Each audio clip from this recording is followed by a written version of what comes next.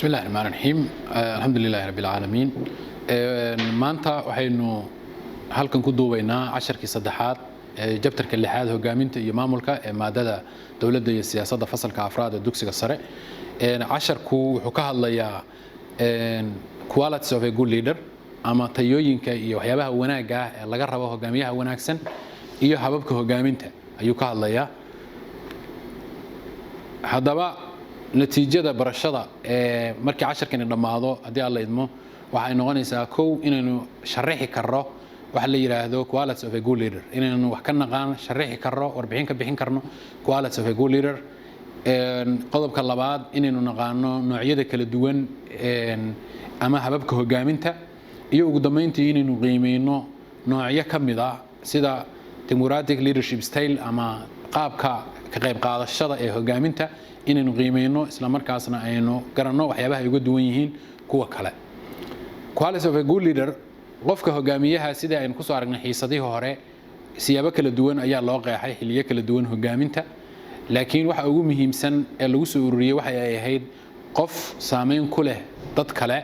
ujeedada uu saameynaya ay tahay in la gaaro hadaf laga midaysan yahay kuwa soo socda marka waxay noqonayaan qaybo kamid ah qofka hogaamiyaha ee wanaagsan waxyaabaha uu leeyahay dabeecadaha uu leeyahay kow midka koowaad waxa uu noqonayaa wax la yiraahdo intelligence waa qofku in uu leeyahay aqoon iyo khibrad ku filan kasokow inuu maskaxdiisu ay fadhido qof maskax badan isla markaasna leh educational and technical background waxa uu ka shaqeynayo qof yaqaan qofka kasokow isagoo leh kartidaas iyo maskaxdiisu ay wanaagsan tahay hadii uu aqoon u lahayn waxa uu ka shaqeynayo waxa soo baxaya waxaan dadku ku farxinaya soo bixi kara sida daraadeed waxay leeyihiin educational and technical background waa muhiim marka laga hadlayo intelligence-ga qodobka labaad waa emotional stability qofku inuu uusan noqon qof xamaasiya isla markiiba boodaya waa inuu yahay emotional stable qof fadhiya maskaxdiisu aynan ahayn qof markii wax dhacaan la boodaya ama isla markiiba xanaaqaya inuu noqon waa qodobka labaad waa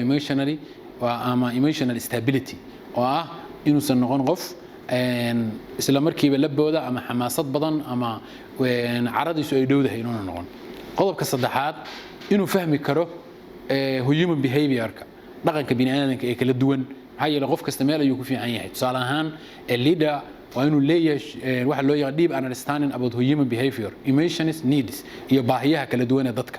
qof kasta waxa uu sida uu dadka muuqaalkooda u kala duwan yahay ayaa habka ay u fikirayaan u kala duwan yahay sida daraadeed qofka hogaamiyaha waa qof ay tahay inuu fahmo baahida dadka uu xukumayo ama la shaqeynaya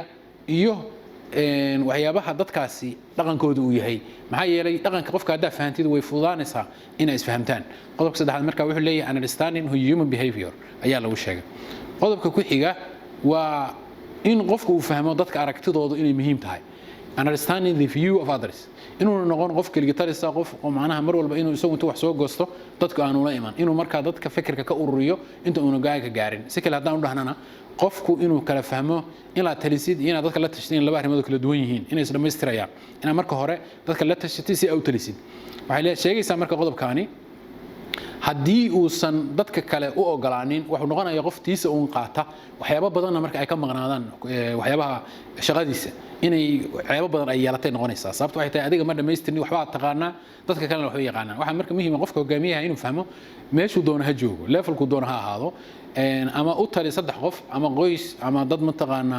organization ama wadan ama wasaarad waxay doontaa noqoto inuu qofku fahmo fikirka kale dadka kale sababtoo ay tahay aqoontu waxay ku jiraa dadka ayay ku jiraa dadka in marka laga qaato wixii fikira adiga marka aan ahayn marka u dambeeyana talada qofku uu qaato hogaamiyaha waa qodob kamid ah qodobada waana qodobka afraad understanding the view of others waxa kamid ah qofku inuu yahay qof dhiirigeliya dadka followerska inuu yahay qof u ogolaan kara self motivated isagoo marka hore inuu yahay laakiin sidoo kalena dadka kale uu dhiirigeliyo مثلا qof waxa jira dansan oo hogaamiya oo isaga laftigiisu aan shaqada la qabanayo motivator ku ahayn oo laga yaabo inay dadku u dareemaan inuu qofku shaqada tan uu rabin sida daraadeed dadka kalena marka ma shaqeynayaan qofka wada marka waa inay tahay adigu inaad naftaada motivation samaysid ama aad tahay qof ku dhiiran shaqadaas qodobka labaadna dadka laftigooda inay ku dhiirigeliso inay shaqada sii qabtaan sababtoo waxay tahay adiga waxaad u socotaa yoolkana ma gaari kartid haddii aan dadku kula shaqeyn ayagoo u diyaarsan diyaarinta marka dadka qulubtoodu waa qodob kamid ah waa motivation qodobka lixaad waa inuu yahay qof hal abuur leh initiative and creativity ama creative ability qof wax keeni kara waxyaabo cusub oo dadku aan hore u ogeyn ku soo kordhin kara shaqada maalin walba bil kasta wax cusub keena hadii kale dadka hadii uu noqdo wax iska qoran system dadku waa ka caajisayaan marka waxa la rabaa qofku inuu hal abuur leeyahay mar walbana uu keeno wax dadku ay xiiseeyaan si hore loogu socdo qodobkan marka wuxuu leeyahay the leader should take initiative because isaga ayaa wuxuu yahay qofka ku liir garaynaya shaqada liir garaynaya dadka kalena way raacayaan hadii marka qofku uusan lahayn creativity ama hal abuur wax la yiraahdo oo uusan wax cusub ikhtiraacin karin waxa adkaanaysa inuu wax cusub keenaba sababtu waxay tahay isagu marka macnaheedu maaha inuu yahay source of knowledge ka ama isha cilmiga iyo mar walba inuu isaga ka imaanayso maaha laakiin inuu soo fikirka keeno dadka kalena ay balbalaariyaan oo habka ugu imaana u qurux badan ay u dhigaan dadku ayaa la rabaa dadka laftigooda in loo furo fikirka inay keenaaniin ayaa muhiim ah tan waxay tahay qofku inuu wax kala saari karo مثلا laba kiis baa loo keenay waxa la yiraahdo jargon ability inuu qofku kala saari karo inuusan noqon qof markii shayga koowaad loo keeno la yiraahdo arintaas dhacday inuu arinta uusan la boodin laakiin uu ogaado in horta bal waxa meesha ka jira xaaladda inuu darso problemka fahmo marka kadib si uu go'aan u qaadan karo marka qofkan waa inuu yahay qof qiyaasi kara waxyaabaha dhacaya reerihiisa ka dhacaya isla markaasna go'aan gaari kara marka arintaas dhacdo marka jargonku waxay tahay laba kiis saddex kiis waxyaabo kala duwan baa kugu soo dhacaya as a leader marka inuu qofku isla markiiba go'aan ka gaari karo aad bay muhiim u tahay qodobka sideedaad waxa weeye responsibility ama qofku inuu u dhaqmo qaab responsibility and decision making qofku inuu mas'uul waxa inuu soo mas'uulka yahay u dareemo mas'uuliyadda inuu dareemo sida hadda casharka hore aan ku soo aragnay oo ahaa leadership in Islam qofku inuu dareemo mar walba inuu mas'uul yahay mas'uuliyaddaasna isaga laga xisaabtamayo inuu imaana inuu dareemo okay iyo inuu go'aan leeyahay dadka hogaamiyaasha dadka qaar ayaa waxa laga yaabaa meelaha madaxda ka inay ku adag inay go'aan gaaraan inuu maanta dhan walaaco inuu dareemo inuu culayska uu dareemo markii halkan waxa ka muuqata jaantus qof hogaamiya waxa ku imaanaya 3 ama 4 waxyaabood oo ay tahay inay go'aan ka gaartid mid ka qaadan lahayd marka hore consultation samee dadka la tasho kadibna go'aan gaar kadibna ilaahay tala saarto ilaahay kugu guuleeyo waxaadna wajahdaa waxa laale wixii ka yimaada oo caqabada adiga wajah sababtu waxay tahay marka horeba waad ogeyn oo waad qaadatay go'aanka inaan marka dambe marka walaacdo inaan saa yeelan maahayn inaan saa yeelay wadada inaan raacay ahayn macnaha waxyaabo badan qofku inuu walaaco macna badan ma samayso mana noqonayo hogaamiyihii la rabay ee hay dadku inuu hogaamiyo qodobka ku xiga waxa weeye guidance inuu dadka hago sida jaantuska ka muuqata waxay muujinaysaa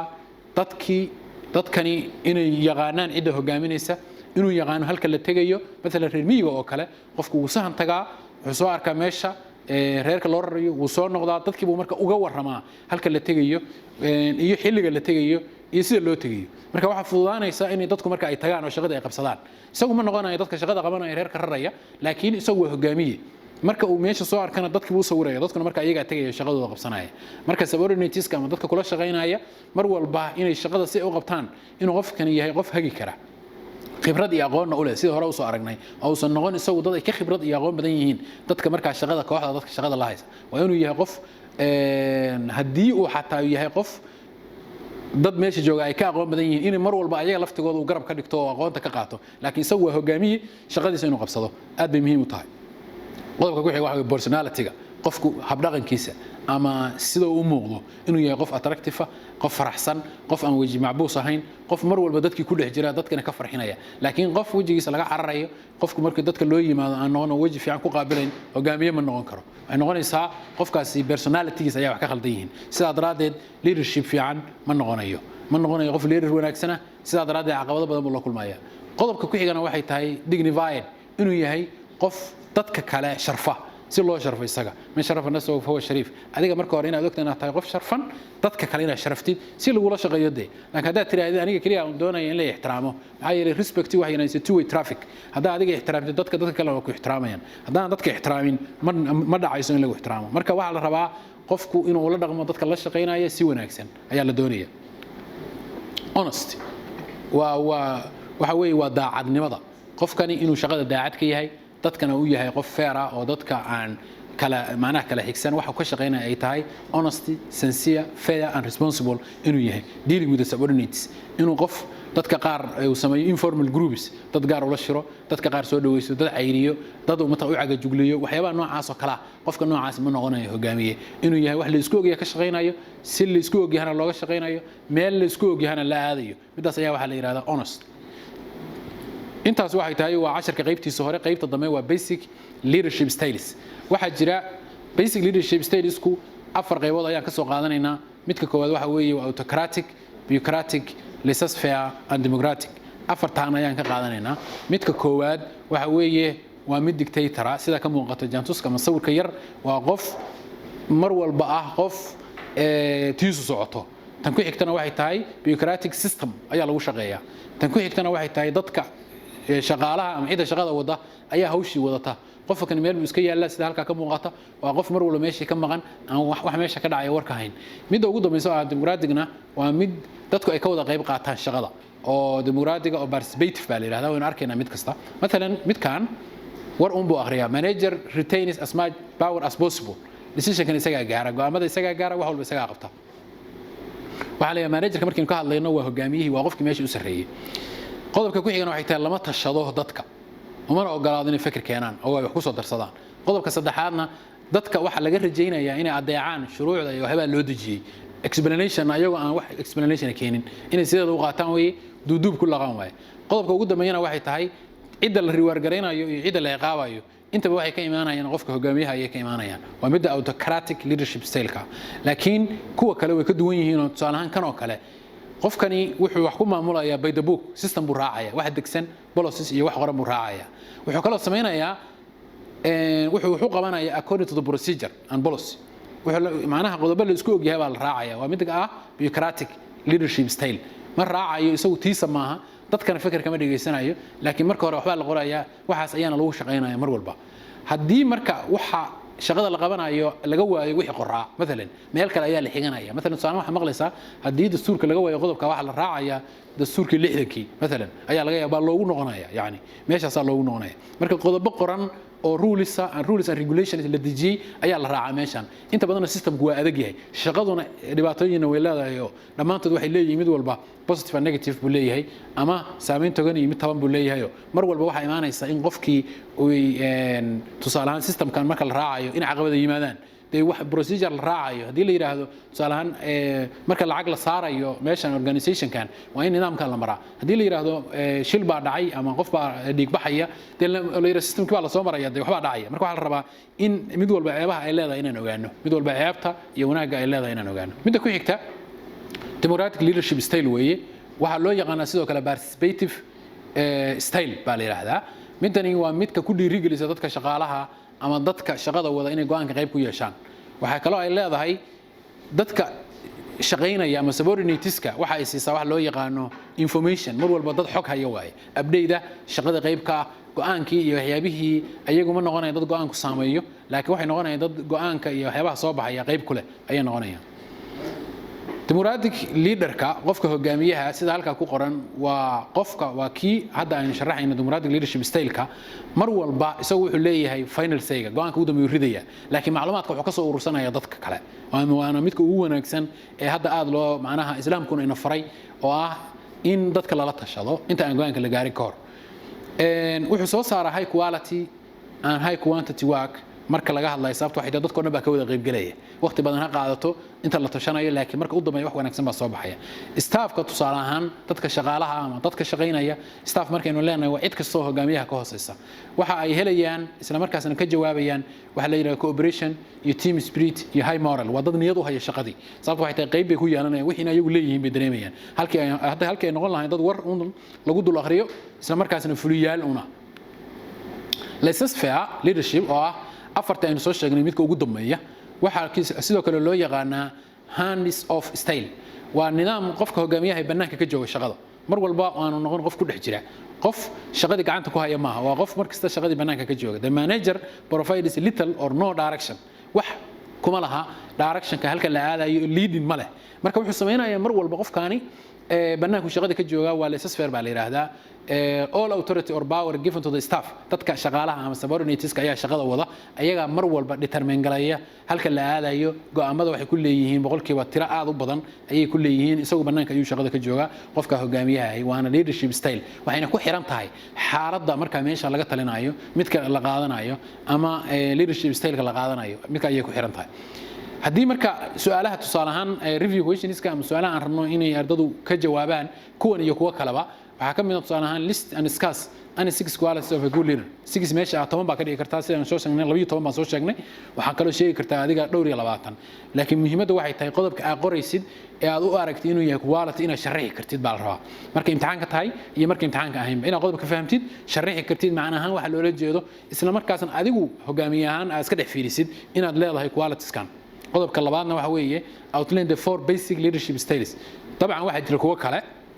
leadership style kale ama hab kale oo hogaamineed baa jira marka inaad afartan taqaano wixii kale aad ku dari kartid dawaadiga iyo kartidaada iyo awooddaada isaa u raasatid qodobka saddexaadna compare inaad isku barbardhigi kartid مثلا su'aalahan autocratic and democratic labadaas oo ah cagsi isku ah labadan cagsi ay isku yihiin sababtu waxay tahay midna dadku waa fuliyaal midna waa democratic oo waa participative ama waa hab dadku ay ka qayb galayaan nidaamka iyo go'aan qaadashada iyo wada hadalka iyo maaragtay marka hore qaab shuura ayay dimuqraadigu macnaheedu saas u la jeednaa autocraticuna waa dictator waa meel go'aamada uun ay ka shaqeeyaan dadkana lagu fuliyo aad baa u mahadsantihiin salaamu calaykum waraxmatullaahi wabarakaatuh